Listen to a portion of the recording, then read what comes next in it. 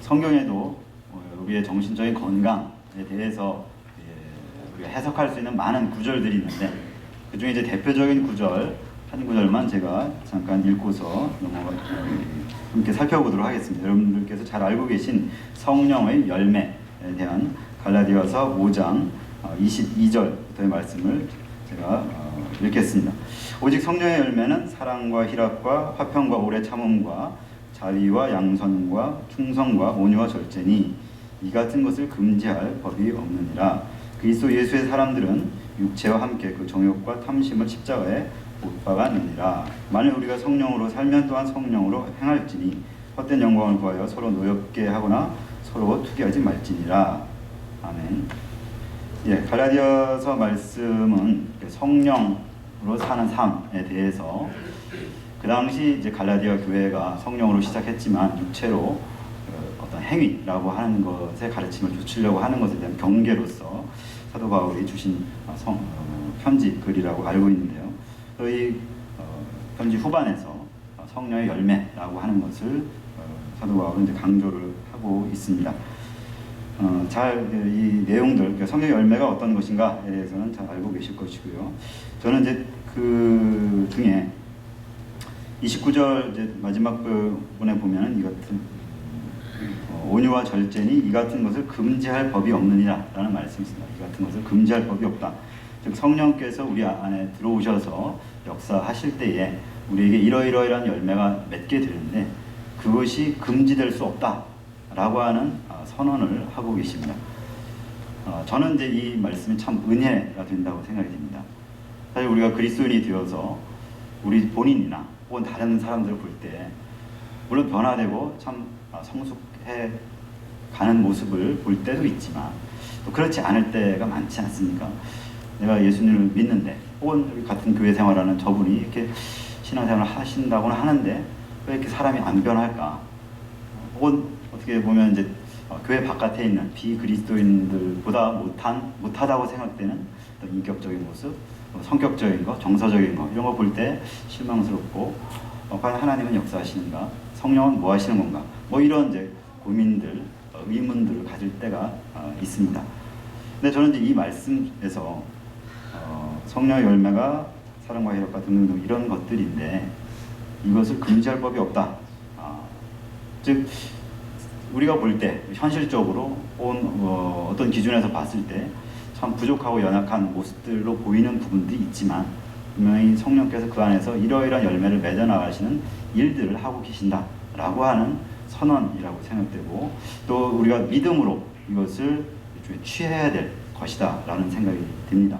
그리고 또한 우리가 이 세상을 살아나가면서 우리가 죽기까지 이 땅 가운데서는 우리가 완벽한 성격, 아니 완벽한 성품, 즉 성경 표현대로 한다면 예수 그리스도를 온전히 담는 것이라고 하는 것은 불가능하지만 그러나 그것이 차츰차츰 이루어져 나갈 것이고 우리가 이 세상에서는 누리지 못하지만 하나님께서 새로 주시는 예수께서 다시 오실 때 혹은 우리가 육체가 부활할 때에 그런 온전한 모습을 가지리라. 성령의 이러이러한 역사를 통해서 이것이 우리 그리스도인들이 갖고 있는 소망일 것이다 라고 생각이 됩니다. 오늘 제가 주제로 잡은 정신건강이라고 하는 것은 지금 우리가 성경 말씀을 통해 본 성령의 열매라고 하는 것과 많은 부분에서 유사한 측면들을 가지고 있습니다. 그러니까 정신건강이라는 주제를 여러분들이 들으셨을 때 어떤 이제 생각을 주제와 관련돼서 하셨을지 궁금합니다. 제가 이제 그 설문조사, 즉 한 4주 전 정도 되겠죠. 그때 이제 주일 저녁 예배 때 가정생활에 대한 세미나를 하고 제가 후속 프로그램을 하려고 합니다. 어떤 걸 했으면 좋겠습니까? 라고 해서 이제 설문조사를 했었는데 그 중에 이제 이렇게 대화에 대해서, 자녀 교육에 대해서, 정신건강에 대해서 각각 한 3분의 1 정도씩 나왔거든요. 정신건강이라고 하는 것을 그래서 주제로 삼았는데 거기에 이제 몇 분들께서 정신건강에 대한 얘기를 쓰시면서 뭐 우울증에 대한 얘기, 완벽주의에 대한 얘기 이런 것들을 좀 다뤘으면 좋겠다 이런 이제 의견들이 있었습니다.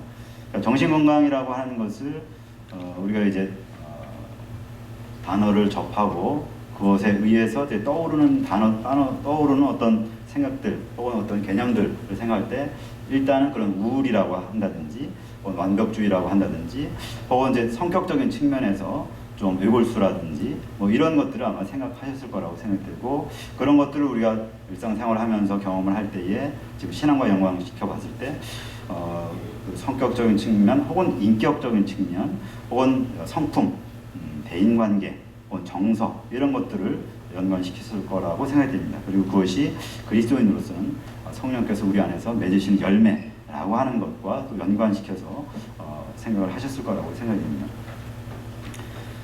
일단 저는 오늘은 말씀드리는 것이 이 성경적인 측면 혹은 이제 기독교적인 측면에서의 성격 형성이라는 것보다는 일반적인 심리학적인 관점에서 봤을 때 정신적인 건강 혹은 이제 성숙한 인격 혹은 이제 안정된 정서 뭐 이런 측면에 대해서 말씀을 드릴 것이고, 또 제가 이해하고 있는 바 그것들이 어떻게 이제 기독교적인 이해와 연관되는지 이런 것들을 말씀을 드리려고 합니다.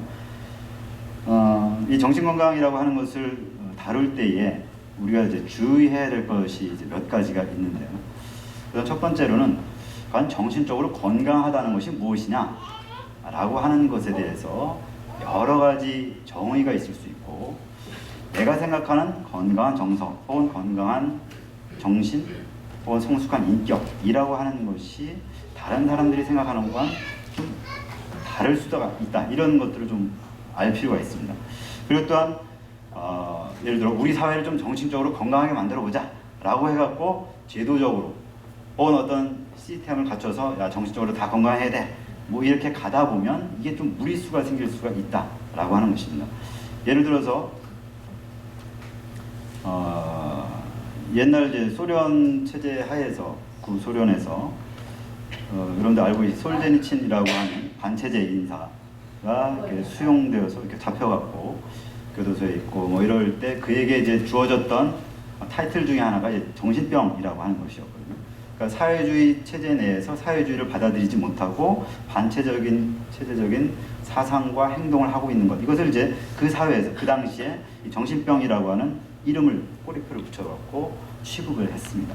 지금 우리가 볼 때는 말도 안 되는 소리다라고 하겠지만 그 시대 그 사회 속에서는 그렇게 이제 평가가 됐다라고 하는 것, 혹은 우리가 이제 잘 알고 있는 히틀러의 그 나치즘이라고 하는 것이 그 아리안 민족의 우수성이라고 하는 것을 강조하면서 그들이 이제 세계를 지배하는 것에 대한 어떤 정당성을 부여하고 상대적으로 유태인들이 멸망 혹은 뭐 이제 민족 자체가 없어지는 것에 대한 나름대로 정당성을 부여한 논리들을 가지고 있었는데, 그런 것들이 일종의 어떤 건강함이라고 하는 것에 대한 그 사회 나름대로의 개념 정의가 있었고, 그것을 강제하려고 하다 보니까 그것에 맞지 않는 사람들은 상당히 어떤 핍박을 당하는 그런 입장들이 있었다는 것입니다.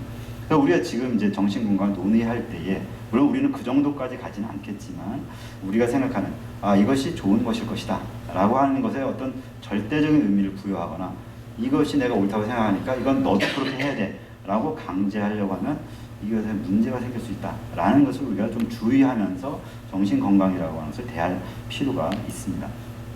그리고 또한 지금 우리 이 이제 사회 현대 사회 내에서 우리 그리스도인으로서 고민되는 이제 이슈 중에 하나가 동성애라고 하는 것이지 않습니까?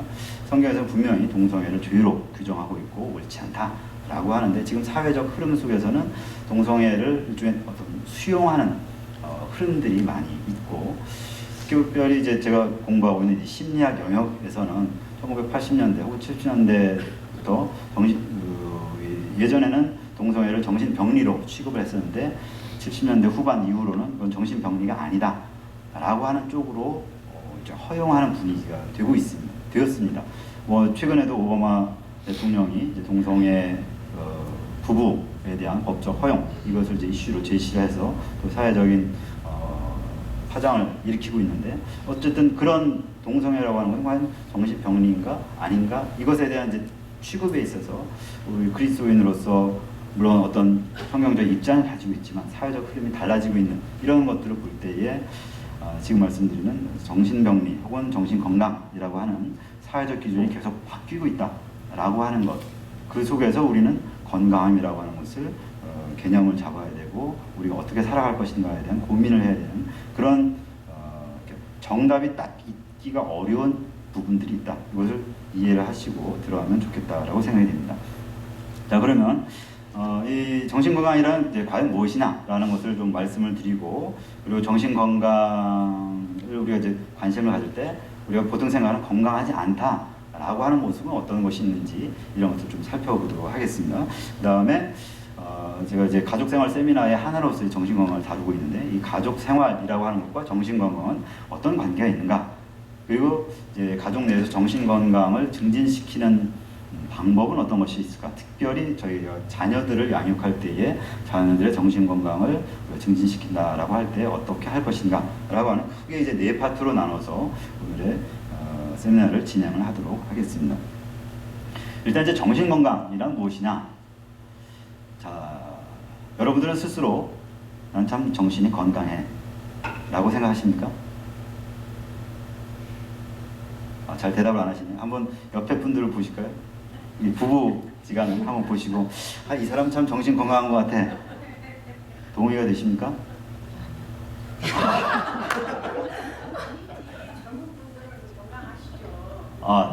젊은 사람들은 정신 건강하다고요? 네. 그러면 상대적으로 나이가 많으면 치매 오고 할 때 조심히 나이가 드시니까 제가 아니라고 생각한 거예요. 제가 정신이 건강치 않아요. 예, 고맙습니다. 무형물이라서 볼 수가 없는데. 예? 무형물이라서. 무형물이라서 보이지가 않는다.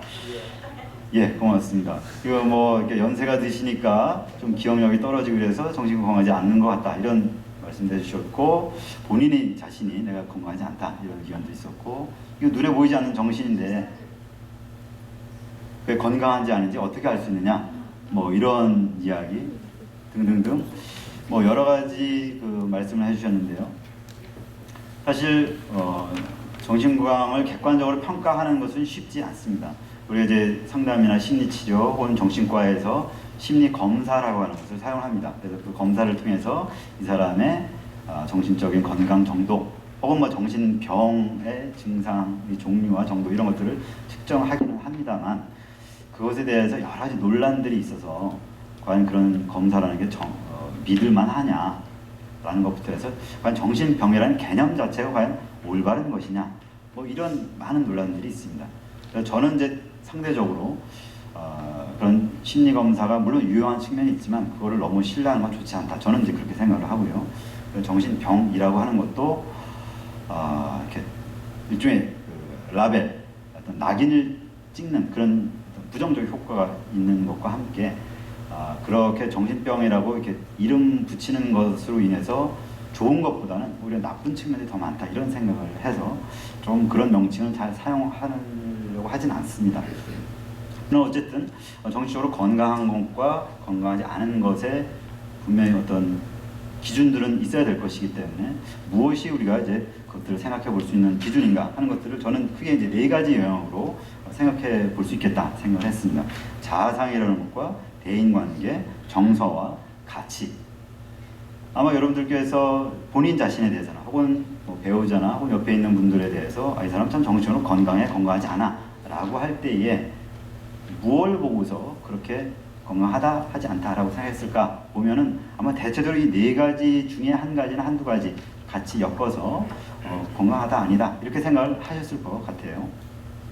우선 이제 자아상이라고 하는 것은 내가 괜찮은 사람이다 혹은 가치 있는 사람이다, 좋은 사람이야 라고 생각하는가, 아니면 난 참 쓸모없어, 난 되게 뭐 아무것도 못하는 사람이야, 혹은 나는 가치가 없어 이렇게 생각하는가, 대표적으로 그렇게 이제 생각해 볼 수 있는 자기에 대한 이미지, 뭐 느낌, 혹은 자기에 대한 어떤 가치 판단, 이런 것들을 이제 자아상이라고 말할 수가 있습니다.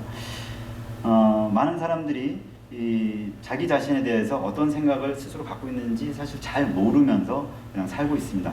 근데 그거를 이제 이 상담이나 심리학에서 개념화하는 방법 중에 하나가 이렇게 합니다. I'm okay 또는 I'm not okay. 자, 여러분들은 이런 이 말씀을 드렸을 때 어떻게 생각되십니까? 나는 I'm okay 라고 말할 수 있는가? 아니면 I'm not okay 라고 말할 것이냐? 좀 더 구체적으로 말씀드리면, 예를 들어 내 속에서 뭐 누구에 대해서 이렇게 화가 나. 그럴 때 내 이 감정, 화가 나는 감정은 과연 옳은 감정이라고 스스로 생각되시는지, 아니면 내가 좀 참아야 되는데 왜 내가 이렇게 화가 날까? 내가 이렇게 화내지 말고 이렇게 좀 착하고 선하고 이렇게 사랑하는 마음을 가져야 되는데 난 이 나쁜 마음을 갖고 있어. 어떻게 생각되시나요? 최근에 화났던 일 있으신가요? 그 화났을 때 내가 화난 건 정당해 라고 생각되시나요? 아니면 내가 화나는 것은 옳지 않아 생각하시나요? 그때에 따라서 오르는 분들도 있어요. 오를 때도 있었고 오를 때지 않.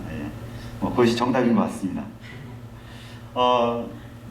사실 케이스 바이 케이스로 다르겠지만 지금 이제 제가 말씀드린 것은 전반적인 나의 삶을 살면서 나는 내 느낌과 내 생각을 신뢰하고 있는가, 아니면 나는 대체적으로 별로 그렇게 쓸모 있는 생각을 잘 못하는 것 같아, 나는 올바른 가치 판단을 못하는 것 같아, 이렇게 판단하는가, 이런 이제 제가 질문을 드린 것인데요. 우리가 삶을 살면서 이것은 아주 가장 기본적인 정신건강의 토대다라고 말할 수가 있습니다. 많은 사람들이 삶을 살면서 사실 우리는 특히 이 그리스도인으로 삶을 살아가면서 이 기독교적인 가치관에 대한 교육을 받다 보면 사실 우리가 이제 근본적인 죄인이고 우리 속에서 나오는 것은 사실 죄뿐이다라고 하는 고백과 혹은 가르침과 이런 것들을 듣습니다. 그러다 보면은 사실 내 속에서 일어나는 것들에 대한 신뢰를 하지 않는 것이 기독교적인 태도다, 이렇게 이해를 하기도 합니다. 사실 우리가 경험적으로도 내 속에서 죄와 연약함이 있다는 것을 분명히 이해를 하지만, 그런데 이제 우리 심리학적인 측면에서 봤을 때는 사람이 자기 자신에 대해서 믿거나 신뢰하고 혹은 의지하는 그런 것들을 잘 갖지 못하면 건강한 모습을 갖기 어렵다라고 하는 것이 심리학에서 갖고 있는 입장 중에 하나입니다. 그래서 사실 기독교적인 입장 중에는 일반 심리학에 대해서 이것은 좀 비기독교적이고 혹은 옳지 않거나 혹은 인본주의적인 것이다 라고 해서 배척하는 입장들이 있습니다. 그것도 물론 맞는 말이고 일명 우리가 경계해야 될 심리학이 갖고 있는 문제점 중에 하나이지만, 또 다른 측면에서 본다면 우리가 신앙을 갖는다라고 하는 것도 결국 내가 생각하는 기독교의 교리라든지 혹은 예수님의 십자가에 대한 어떤 이해, 이런 것이 옳구나 라고 하는 내 판단을 신뢰하니까 우리는 신앙생활을 선택하고 생활하는 것이다 라고 말할 수 있겠죠. 혹은 예수님의 은혜를 내가 누리면서 하나님의 은혜를 경험하면서 내 속에서 일어나는 기쁨, 감사, 혹은 또 다른 어떤 가치를 경험하는 그 느낌들, 이런 것들을 우리는 경험하면서 이것이 참 좋은 것이다 라는 내 느낌을 믿기 때문에 우리는 신앙생활을 선택하고 행동하고 있다라고 말할 수 있습니다. 결국 우리 속에 물론 죄악과 나쁜 것들이 있지만, 그러나 그 가운데서도 우리가 신뢰할 수 있는 것은 결국 우리의 생각과 우리의 경험 혹은 우리의 감정들을 신뢰하면서 우리는 신앙생활을 한다라고 말할 수 있는데, 그 자상이라고 하는 것은 기본적으로 지금 말씀드린 그런 내 속에서 일어나는 것들을 신뢰하는 것과 관련됐다라고 볼 수 있습니다. 근데 이제 저희가 상담을 하거나 혹은 이제 정신적인 어려움을 갖고 계신 분들을 만나다 보면 그런 내 자신에 대한 신뢰를 하지 못하는 경험들을 많이 볼 수가 있게 되고, 특히 이제 뒤에서 좀 말씀을 드리겠습니다만, 우리가 다른 사람에게 지나치게 잘 맞춰주고 혹은 다른 사람의 요구를 거절하지 못하는 사람들, 좋게 보면은 사실 성격이 좋고 또 헌신적이고 혹은 다른 사람한테 희생적인 그런 모습을 갖고 있는 분들 중에 보면, 다는 아니겠지만 이런 자상이 낮은 분들이 의외로 있습니다. 내가 생각하는 것은 옳지 않거나 별로 적당한 거 아니고 당신이 무엇을 생각하는지, 남이 무엇을 요구하는지 이런 것에 자꾸만 맞추려고 하는 삶을 살다 보면 겉으로 볼 때는 참 헌신적이고 희생적이고 좋은 모습이지만, 그러나 그 내면 속에서는 상당히 만족스럽지 못하고 힘들어하고 혹은 자기 자신을 부정적으로 보는 그런 모습들을 볼 때가 있습니다. 그래서 건강한 자아상이라고 하는 것이 정신건강의 한 측면, 첫 번째 측면이고, 두 번째로 이제 대인관계라고 하는 것입니다. 아마 여러분들께서 직접적으로 경험하시는 이 정신건강의 측면은 아마 대인관계일 것입니다. 배우자, 또 자녀들, 혹은 친구들, 교회 성도들과 함께 지내면서 저 사람 좀 이상해, 저 사람 참 좋아 하는 말을 할 때의 그 기반이 되는 자료들은 아마 저 사람과 나와의 대인관계 속에서 저 사람이 나한테 어떤 표현들을, 어떤 행동들을 해오는가 라고 하는 것이 정신건강의 한 측면으로 이해가 되는 것일 겁니다.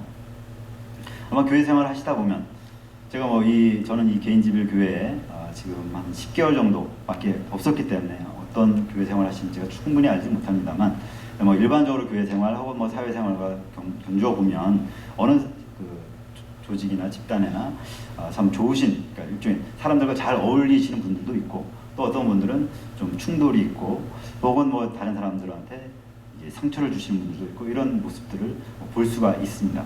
그럴 때 이제 그분들에 대해서, 그러니까 상처를 주시거나 혹은 독선적이거나 이런 분들을 보면서 저분들은 왜 저럴까부터 시작을 해갖고 참 성격 안 좋다, 혹은 이게 아직 성숙하지 못했구나, 이런 것들을 이제 볼 때가 있죠. 대인관계에서 과연 건강하다는 건 무엇일까? 여러분들은 여러분들에게 어떤 대인관계 패턴으로 대하시는 분들을 보면서 저 사람 참 정신적으로 건강한 것 같아 라고 말씀하시겠습니까? 혹은 어떤 모습을 보면 저 사람 참 정신적으로 건강하지 못하구나 라고 생각하시겠습니까? 여러분들이 보시기에 저는 정신적으로 건강한가요? 잘 모르시죠? 저랑 같이 별로 이렇게 인터랙션 안 해보셨습니까? 제 아내는 저를 보면서 정신적으로 건강하다고 생각할까요? 어떠신가요?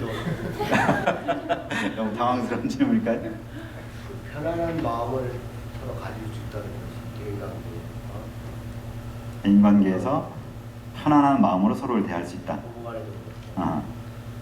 만났을 때도 네. 자기가 그래서 상대를 만났는데 자꾸 거부감이 생긴다는 것은 자기 자신도 건전할 정도 상대방도 그렇게.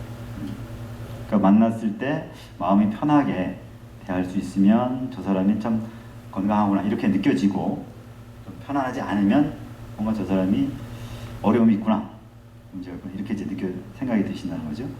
네. 네, 고맙습니다. 네.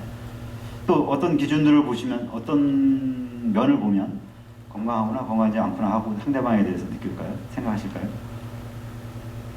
다른 사람의 장점, 인정해주고, 인정해주고.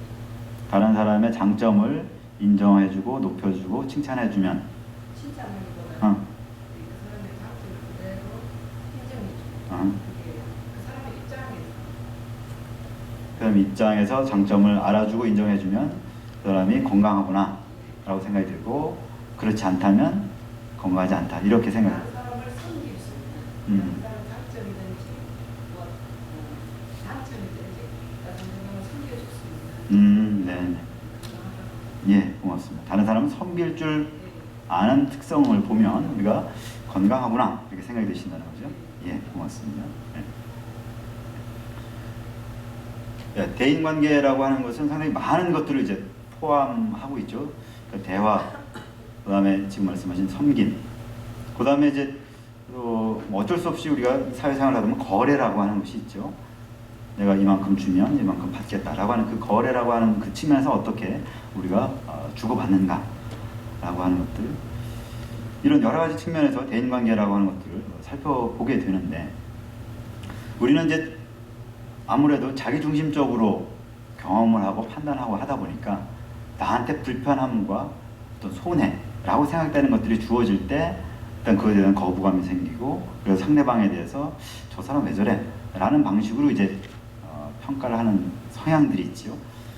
즉 나의 기준 혹은 내가 기대하는 것에 뭔가 어긋나는 것들이 주어질 때 우리는 그것에 대해서 정치적으로 편안하지 않음을 내가 느끼고, 그리고 그래서 내가 편안하지 않은 것의 원인을 상대방한테 돌리고, 그래서 상대방이 뭔가 문제가 있지 않은가 라고 하는 방식으로 우리는 대인관계를 평가하는 경향들이 있습니다.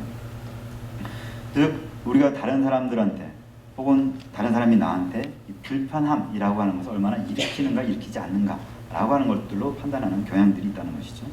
자, 그 불편함이라고 하는 것은 과연 무엇인가? 지금 말씀드렸듯이 내가 갖고 있는 어떤 기준이라고 하는 것이 있습니다. 아까 우리가 나왔던 예들 중에 보면 다른 사람을 섬긴다라고 한다든지, 다른 사람의 장점을 보아준다든지, 혹은 다른 사람이 가지고 있는 연약함을 보완해 준다든지 등등, 혹은 내가 원하는 것들을 들어준다든지, 우리 이런 나름대로 이제 어떤 기준을 가지고서 다른 사람이 나에게 대해주는 것을 좋다 나쁘다 이렇게 평가를 하죠. 그 대인 관계가 좋다라고 하는 것은 내가 원하는 것을 저 사람이 잘해주니까, 또 저 사람이 원하는 것을 내가 잘해주니까, 이런 방식으로 갑니다. 근데 이 이제 심리학에서 볼 때 정신 건강이라는 것들을 잘 살펴보면 어떤 경우에는 건강한 사람들끼리 서로 상호작용하니까 별로 문제가 없어요. 그런데 어떤 경우에는 병리적인 사람들끼리 너무 잘 맞아. 그래서 서로는 좋은 관계야. 편안해. 그런데 이쪽에 어떤 전문가적 입장에서 보면 저거 정신병이라고는 문제되는 역동으로 삶을 살고 있는데 그들은 문제의식을 못 느끼는 경우도 있습니다. 그러니까 우리가 갖고 있는 기준, 물론 중요하고 그것에 따라서 우리는 판단해야 되겠지만 과연 나는 건강 모습으로 하고 있을까? 자, 예를 들어 본다면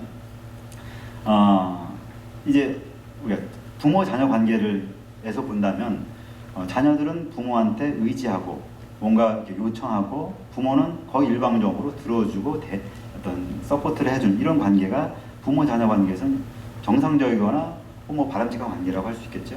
근데 이제 어른들끼리의 관계에서 만약 그렇게 된다면 어느 한쪽이 일방적으로 도와주고 어느 한쪽이 일방적으로 지원해주는 이런 관계라면은 건강하다고 보기 어려울 수가 있다라고 하는 겁니다. 물론 어른들도 서로 섬기고 도와주는 측면도 있겠지만 그렇고 대표적인 예 중에 하나가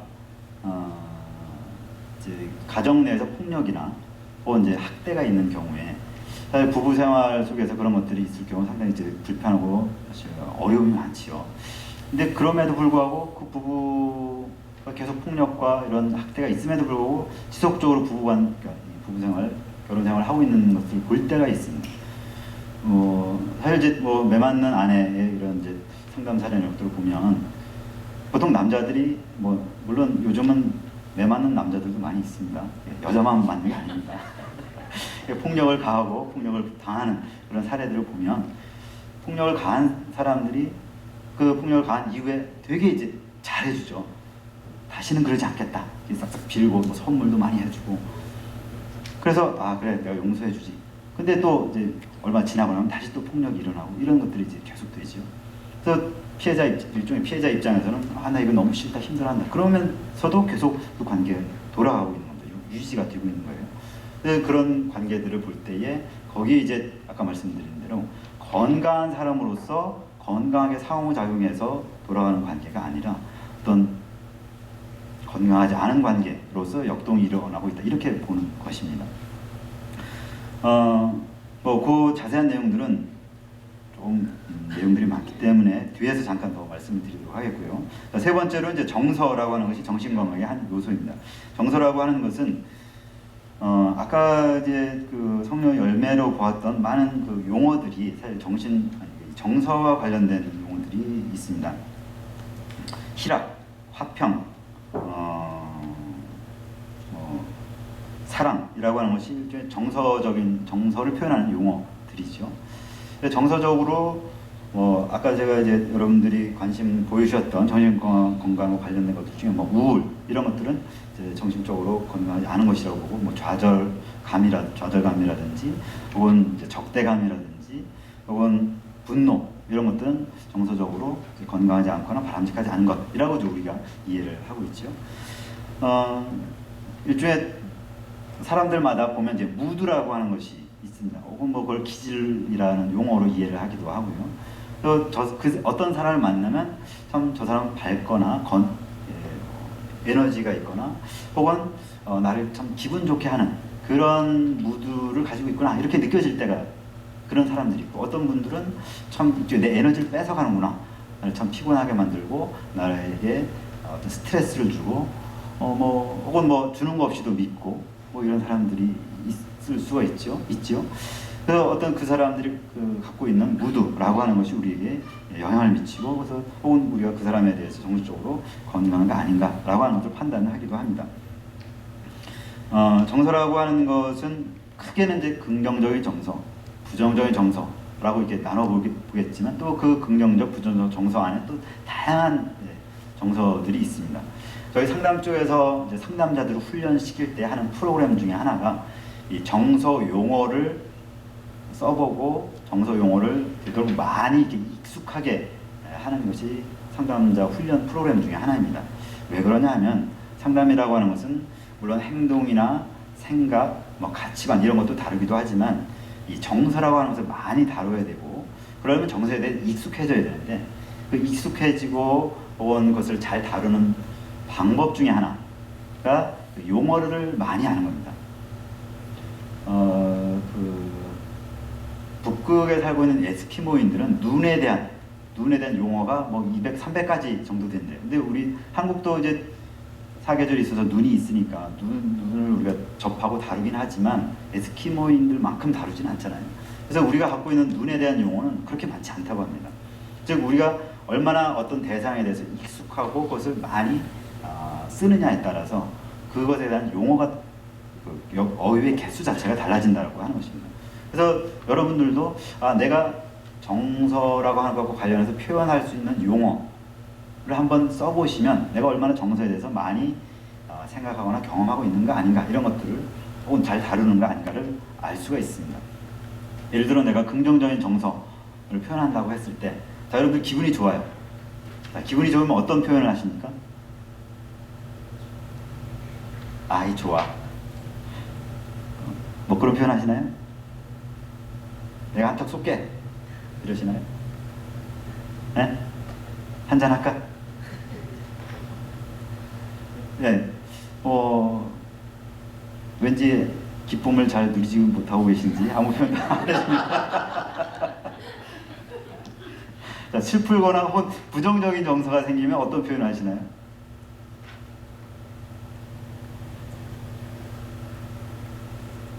네, 여러분은 참 돌을 많이 닦으셨나 봐. 기쁨도, 슬픔도 이렇게 그냥 아무렇지도 않은 듯이 표현하시는지 모르겠습니다만 어쨌든 이 정서라고 하는 것을 이제 풍성하게 표현하는 것이라는 것이 일종의 정서적 건강의 한 측면이라고 하는 겁니다. 아마 이제 90년대 중반 정도에 우리 한국 사회에서 아주 붐을 일으켰던 용어 중에 하나가 EQ라는 것이 있었습니다. EQ, 정서 지능, 혹은 감성 지능 이렇게 표현을 하는데요. 뭐 EQ라고 하는 것에 대한 학문적인 논의는 좀 EQ를 그렇게 썩 좋은 개념으로 인정하지 잘 않습니다. 그렇지만 어쨌든 사회적으로 좋은 반향들을 일으켰었고 여러 가지 이제 사회적 프로그램들을 만들기도 했었던 긍정적인 영향을 미쳤던 것이었는데요. 그 EQ라고 하는 것, 정서지능이라고 하는 것을 이제 구성하는 것들 중에 몇 가지를 잠깐 소개해드리면 정서지능이라고 하는 것의 첫 번째는 내가 어떤 느낌, 정서를 경험하는지를 아는 겁니다. awareness. 내 느낌이 무엇인가? 난 잘 알고 있어 라고 생각할 수 있지만 사실 많은 분들이 그렇지 않습니다. 자, 지금 현재 여러분들은 어떤 느낌을 갖고 계신가요? 지금 기분 좋으신가요? 짜증나시나요? 답답하신가요? 강사가 왜 이런 걸 자꾸만 질문해? 화가 나시나요? 자, 어떤 정서든 지금 여러분들 무언가는 경험하고 계십니다. 마치 피가 우리 몸에 계속 흐르고 있지만 사실 우리가 그걸 느끼지 않잖아요. 정서라는 것이 우리 속에 계속 흐르고 있습니다. 근데 우리 별로 느끼지 않아요. 예를 들어 큰 어떤 일이 있으면 예를 들어 뭐 우리 애가 100점을 맞아왔다. 혹은 뭐 내가 로또가 됐다. 혹은 뭐 누가 나를 확 때렸다. 뭐 이런 어떤 큰 충격, 어떤 누구나 다 크게 알 수 있는 어떤 사건들이 발생하면 감정이 크게 일어나고 그때 나는 이런 느낌이구나 라는 것을 그때서야 내가 무엇을 느끼지 그걸 어웨어하는 경우들이 있는데 그렇지 않은 일상생활을 하면서 내 속에서 무엇이 지금 느낌이 흘러가고 있는지는 잘 인식하지 못하는 경우들이 있는데요. 이 EQ에서 말할 때 정서적 지능이 높다라고 하는 것은 그런 내가 지금 무슨 느낌을 느끼고 있는지 잘 아는 것, 이게 첫 번째고, 두 번째로는 그 정서를 잘 표현하는 것. 그러니까 뭐 기쁠 때 기쁨을, 슬플 때 슬픔을, 화가 날 때 화나는 것을 표현할 줄 아는 것, 이것이 정서적 건강의 한 모습이다 라고 이야기를 합니다. 그러면 뭐 계속 화가 난다고 계속 화내는 것이 좋은 것이냐? 물론 아닙니다. 화를 내는 방식에 있어서 파괴적인 방식으로 하는 것은 상당히 좋지 않은 것이죠. 화를 표현하되 그것이 관계에 파괴적이지 않게끔, 그렇지만 내가 화나는 것을 솔직하게 표현할 줄 아는, 그것이 제가 전에 대화 쪽에서 말씀드렸던 아이메시지라든지 두랭기주라든지 혹은 캄다운을 시키고서 표현한다든지 등등등 일종의 스킬을 가지고서 그런 부정적 정서를 표현하는 것. 정서를 잘 표현하는 것이 두 번째 EQ의 요소이고, 세 번째로는 다른 사람의 정서를 공감하는 능력. 즉 첫 번째, 두 번째는 내 정서와 관련된 것이었는데, 세 번째는 다른 사람의 정서를 공감하고 그것을 서포트 해줄 수 있는 역량을 갖는 것. 이것이 이제 세 번째라고 말할 수 있습니다. 그리고 이제 네 번째는 뭐 EQ 들어가기도 하고 안 들어가기도 합니다만, 정서를 관리, 매니지먼트 할 수 있는 능력. 그러니까 매니지먼트라고 하는 것은 화가 난다, 뭐 기쁨이 있다라고 할 때, 제가 아까 그 두 번째에서 잘 표현해야 된다고 했잖아요. 근데 잘 표현한다라고 하는 것을 끝나는 것이 아니라 그것을 필요할 경우에 조절할 수 있는 것, 그리고 필요할 경우에 만들 수 있는 것.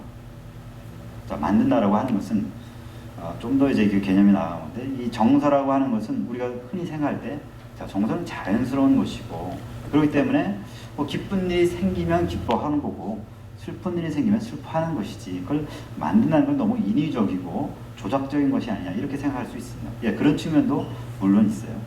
그렇지만 사실 기독교적인 인간 이해와 삶의 모습들 중에 하나는 일종의 정서를 만들어내는 겁니다. 자, 우리가 갖고 있는 신앙에서 소망이라고 하는 것은 현실적인 여건에도 불구하고 내가 갖고 있는 하나님에 대한 소망 혹은 장래에 대한 어떤 기대, 이런 걸 갖고서 지금 현재 기쁨과 평안을 누리자라고 하는 것이잖아요. 그리고 구원받았음이라고 하는 것이 현실적으로 정말 편안하고 기쁜 일들이 막 생기고 그래서 기뻐한다는 의미가 아니라, 그런 것이 물론 있을 수 있지만 우리의 구원의 기쁨이라고 하는 것은 내가 알고 있는 혹은 내가 믿고 있는 그런 영적인 측면 혹은 또 다른 어떤 측면에서 하나님과 나의 관계라고 하는 것으로 내 기쁨을 삼는 것, 즉 이런 정서를 내가 만들어가는 것이라고 말할 수가 있습니다.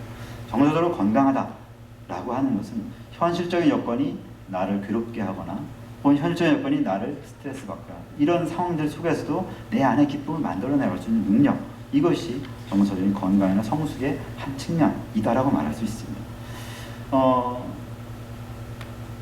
혹시 웃음 치료라고 하는 거 들어보셨습니까? 웃음 치료라는 게 있습니다.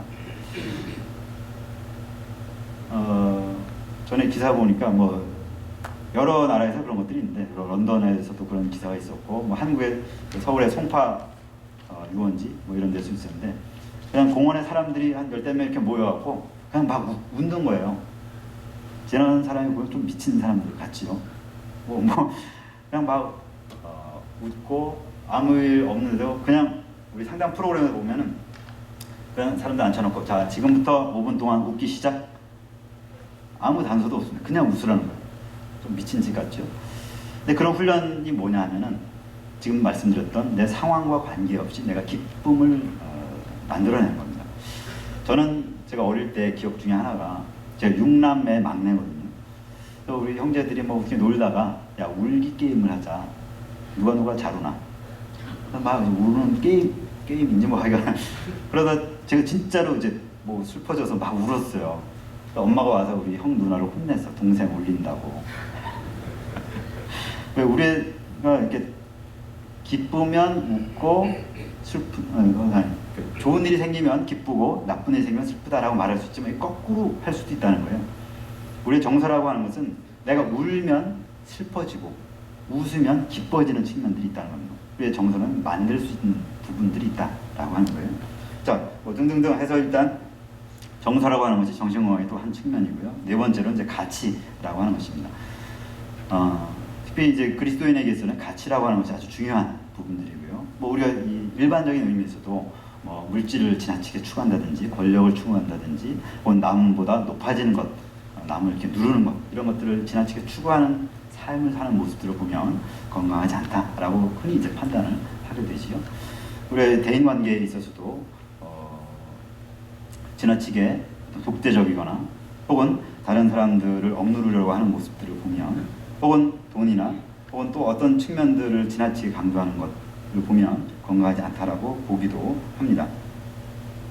특히 이제 신앙이라고 하는 것이 가지고 있는 장점이자 혹은 위험성 중에 하나가 우리 기독교 신앙이 갖고 있는 구원의 절대성, 하나님에 대한 절대 신뢰라고 하는 것이 한편은 신앙의 힘이기도 하지만 또 이것이 잘못 오용되거나 혹은 잘못 적용이 되면 나만이 옳다라고 하기 때문에 너는 잘못됐어 라는 판단과 그리고 또한 다른 사람들에 대한 배척 혹은 정죄 이렇게 가기가 쉽습니다.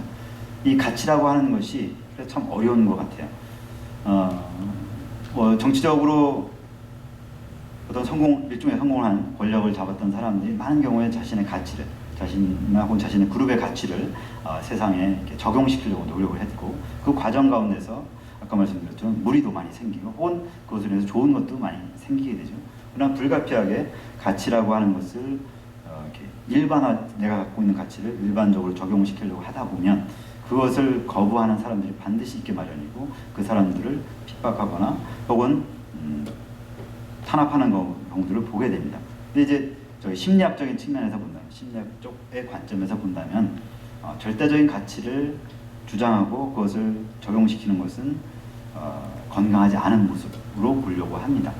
그러니까 교회에서 우리가 신앙, 즉 복음이라고 하는 것에 대한 절대성으로 인한 문제들은 사실 그렇게 지금 제가 말씀드린 문제는 아니고요. 우리가 일반적으로 다른 측면, 예를 들어 교회를 건축을 해야 된다든지, 혹은 수양회를 가야 된다든지, 혹은 등등 여러 가지 일들을 할 때에 내가 갖고 있는 어떤 입장들이 있을 수 있는데 그 입장을 지나치게 주장을 하고 그것에 반대되는 사람들을 용인하지 않는 것, 이런 부분들은 정신적인 건강에 문제가 있다 이렇게 볼 수가 있을 것입니다.